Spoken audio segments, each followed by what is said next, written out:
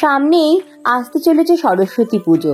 আর সরস্বতী পুজোর ঠিক আগের দিন অর্থাৎ মাঘ মাসের শুক্লা চতুর্থীতে অনুষ্ঠিত হয় সিদ্ধিদাতা গণেশ ভগবানের পুজো। ব্রহ্ম বৈবর্ত পুরাণ অনুযায়ী মাঘ মাসের শুক্লা চতুর্থীতে সিদ্ধিদাতা গণেশ ভগবানের জন্ম হয়েছিল। পুরাণে বর্ণিত রয়েছে দেবাদিদেব মহাদেব ও মাতা পার্বতীর বিবাহের কিছুদিন পর কুমার কার্তিক যখন দক্ষিণের সমস্ত দায়িত্ব নিজ কাঁধে নিয়েছিলেন এবং অশোক সুন্দরী যেই সময় ধ্যানে মগ্ন হয়েছিলেন, সেই সময় কোনো উদ্যানে গিয়ে দেবাদিদেব মহাদেব ধ্যানে মগ্ন হয়েছিলেন। সেই সময় দেবী পার্বতী কৈলাসে একা বিরাজ করেছিলেন। একদিন মাতা পার্বতী তার দেহের সমস্ত ময়লা দিয়েই এক সুন্দর বালকের নির্মাণ করেছিলেন এবং মাতা পার্বতী সেই মূর্তিতে প্রাণ প্রতিষ্ঠাও করেন এবং সেই সুন্দর বালকটির নাম দেন বিনায়ক। রাধে রাধে বন্ধুরা, আপনাদের সকলকে নতুন আরেকটি ভিডিওতে আরো একবার অনেক স্বাগত।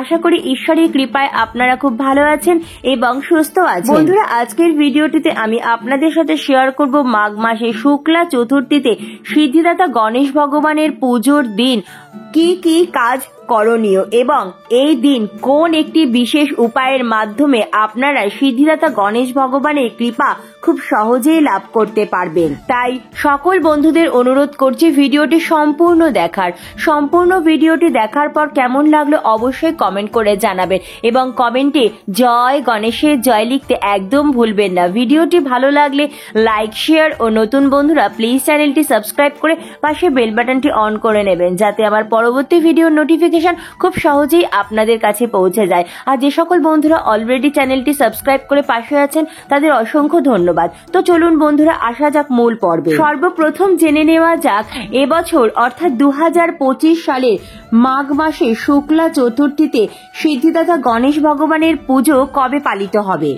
মাঘ মাসের গণেশ চতুর্থী পড়েছে বাংলার 19শে মাঘ 1431, ইংরাজি 2রা ফেব্রুয়ারি 2025 রবিবার দিন। আমরা কিন্তু এই পৃথিবীতে কেউই সম্পূর্ণরূপে সুখী নই।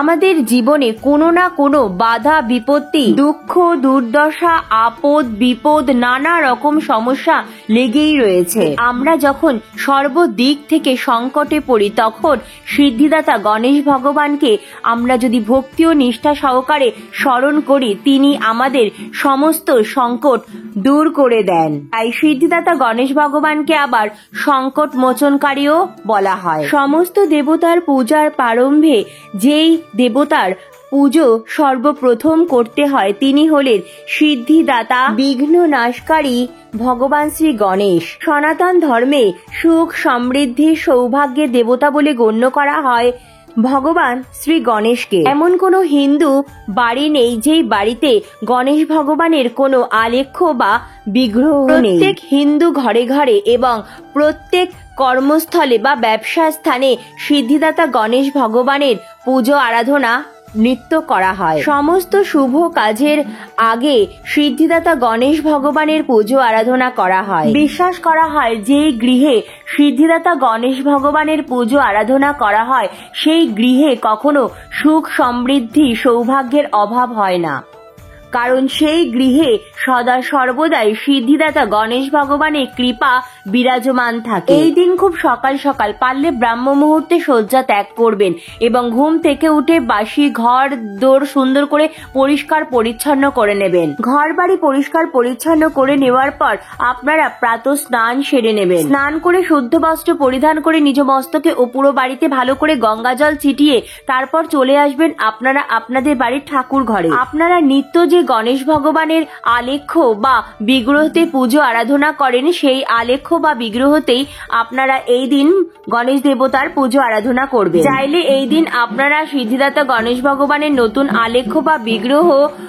এনে পুজো করতে পারেন। আপনাদের কাছে যদি পিতলের সিদ্ধিদাতা গণেশ ভগবানের বিগ্রহ থাকে তো অবশ্যই এই দিন পঞ্চামৃত দিয়ে ওনাকে অভিষেক করা। গণেশ ভগবানের জন্য এই দিন আলাদা করে আসন প্রস্তুত করে নিতে পারেন। আপনারা গণেশ ভগবানের জন্য কাঠের একটি জলচকিতে লাল রঙের একটি আসন পেতে নেবেন। আসনে ভালো করে গঙ্গা জল ছিটিয়ে তাতে গোটা কিছু আতপ চাল ও কিছু ফুল দিয়ে আসন প্রস্তুত করে সিদ্ধিদাতা গণেশ ভগবানকে আসনে অধিষ্ঠিত করাবেন। এরপর অবশ্যই গণেশ ভগবানকে লাল চন্দন ও সিঁদুরের তিলক পরাবেন। সিঁদুরের তিলকের উপর গোটা আতপ চাল দিয়ে দেবেন, লাল জবা ফুলের মালা লাল চন্দন সহযোগে পরিয়ে সুন্দর করে সাজিয়ে দেবেন এবং নতুন বস্ত্রস্বরূপ মৌলি সুতো নিবেদন করবেন। সিদ্ধিদাতা গণেশ ভগবানের শ্রীচরণে গণেশ ভগবানের প্রিয় লাল জবা ফুল লাল চন্দন সহযোগে নিবেদন করবেন। এই মন্ত্রটি মনে মনে উচ্চারণ করবেন, ওম গাং গণপতয়ে নমঃ। অবশ্যই এই দিন গণেশ ভগবানকে নতুন পৈতে ও একটি চাঁদমালা নিবেদন করবেন। গণেশ ভগবানকে আপনারা যেই স্থানে বসাবেন আপনারা খেয়াল রাখবেন গণেশ ভগবানের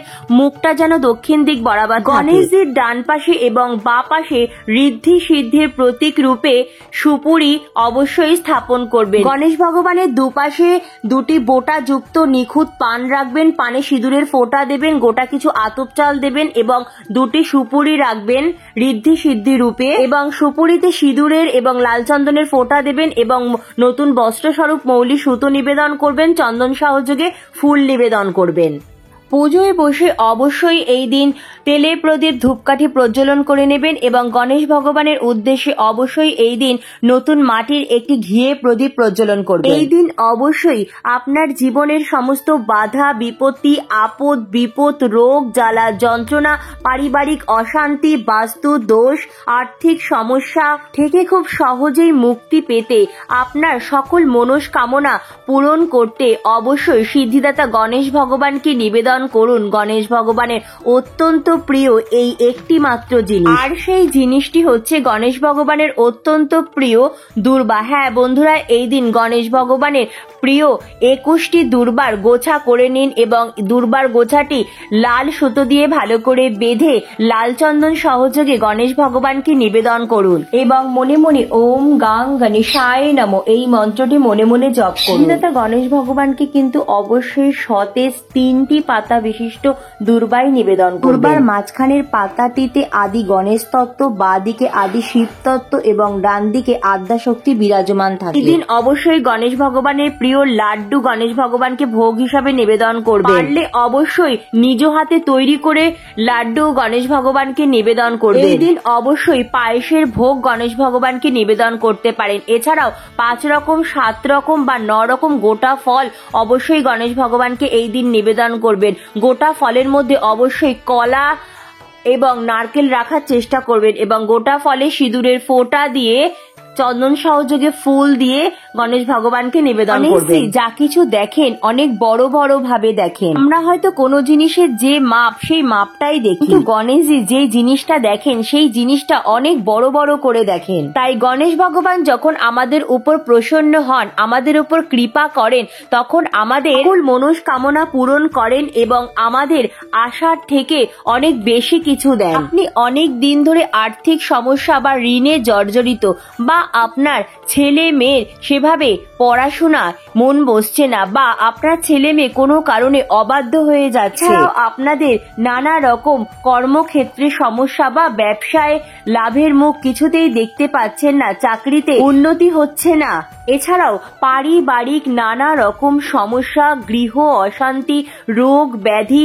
বাস্তু দোষ নজর দোষের মতো সমস্যা থেকে খুব সহজেই মুক্তি পেতে আপনারা এই দিন অবশ্যই ভক্তি ও নিষ্ঠা সহকারে গণেশ ভগবানের পুজো আরাধনা করুন এবং মনের বিশ্বাস নিয়ে সংশয় দূর করে গণেশ ভগবানকে এই দিন অবশ্যই গণেশ ভগবানের অত্যন্ত প্রিয় দুর্বা অবশ্যই নিজ মনস্কামনা জানিয়ে গণেশ ভগবানকে নিবেদন করুন। দেখবেন আপনারা গণেশ ভগবানের কৃপায় জীবনের সমস্ত বাধা বিপত্তি কাটিয়ে খুব সহজে জীবনের সর্বদিক থেকে সাফল্য অর্জন করতে পারবেন। আপনাদের কাছে যদি সিদ্ধিদাতা গণেশ ভগবানের কোনো আলেখ্য বা বিগ্রহ না থাকে, সেক্ষেত্রে আপনারা এই দিন অবশ্যই আপনাদের বাড়ির নিকটবর্তী গণেশ ভগবানের কোনো মন্দিরে গিয়ে অবশ্যই কিন্তু সিদ্ধিদাতা গণেশ ভগবানের পুজো আরাধনা করবেন। গণেশজির পুজোতে আপনারা বিল্লপত্র অর্থাৎ বেলপাতা নিবেদন করতে পারেন, কিন্তু তুলসী পাতা ভুল করেও নিবেদন করবেন না। নতুন কোনো কাজ শুরু করতে চাইছেন অথবা ব্যবসায় উন্নতি করতে চাইছেন বা কর্মক্ষেত্রে উন্নতি করতে চাইছেন, সেক্ষেত্রে আপনারা অবশ্যই সিদ্ধিদাতা গণেশ ভগবানের পুজোতে এই দিন গোটা হলুদ নিবেদন করুন এবং নিজ মনস্কামনা জানান। দেখবেন সিদ্ধিদাতা গণেশ ভগবানের আশীর্বাদে আপনারা কর্মক্ষেত্রে খুব সহজেই সাফল্য অর্জন করতে পারবেন। এই দিন গণেশ ভগবানকে আপনারা পাটালি গুড়ের ভোগও নিবেদন করতে পারেন। এতে গণেশ ভগবান অত্যন্ত প্রসন্ন হবেন এবং আপনার উপর সারা বছর গণেশ ভগবানের কৃপা বজায় থাকবে। এই দিন যতক্ষণ না পুজো হচ্ছে ততক্ষণ পর্যন্ত উপোস থাকবেন। পুজোর পর পুজোর প্রসাদ গ্রহণ করে উপবাস ভঙ্গ করবেন এবং এই দিন অবশ্যই নিরামিষ আহার গ্রহণ করবেন। এই দিন অবশ্যই বাড়ির পরিবেশ ঠিক রাখবেন, অযথা বাড়িতে চেঁচামেচি ঝগড়া অশান্তি করবেন না এবং অবশ্যই এই দিন আপনার বাড়িতে আসা অসহায় গরিব দুঃখী মানুষকে একদম খালি হাতে ফেরাবেন না। নিজ সাধ্য সামর্থ্য মতো তাদের অবশ্যই কিছু দান করবেন। জীবজন্তুদেরও এই দিন কিছু খাওয়াবেন। অবশ্যই পুজোর পর সিদ্ধিদাতা গণেশ ভগবানকে নিজ মনস্কামনা জানিয়ে সকলের মঙ্গল কামনা করে এই প্রণাম মন্ত্রটি বলে গণেশ ভগবানকে প্রণাম করে নেবেন। প্রণাম মন্ত্রটি হলো একদন্ত মহাকায় লম্বোদর গজাননম বিঘ্ননাশকরং দেবং হিড়িম্বম প্রণমাম্যহম। পড়াশোনায় উন্নতির জন্য বা জীবনের সার্বিক উন্নতির জন্য অবশ্যই গণেশ ভগবানকে এই দিন ময়ূরের পালক নিবেদন করবেন। রাধে রাধে।